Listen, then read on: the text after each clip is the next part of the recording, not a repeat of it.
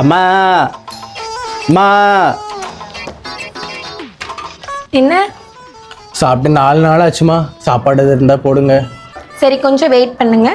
பாக்கியே பாவமா இருக்கு. இந்தாங்க. நீங்க நல்லா இருக்கணுமா.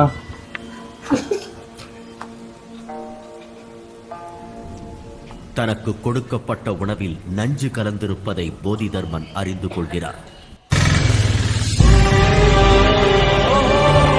நம்ம வீட்டு முன்னாடி யார் படுத்திருக்கா?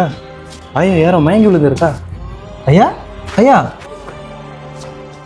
ஸ்னேகா என்னங்க என்னாச்சு? மயங்கி விழுந்து கிடந்தாரு. ஐயா ஐயா ஐயா ஏன் அவர் ஓடுகாரு? இப்பதான் வந்தாரு, பசிக்குன்னு சொன்னாரு, சோறு கொடுத்தேன். ஒரு வேளை சோற்றுக்காக உடல் வாடி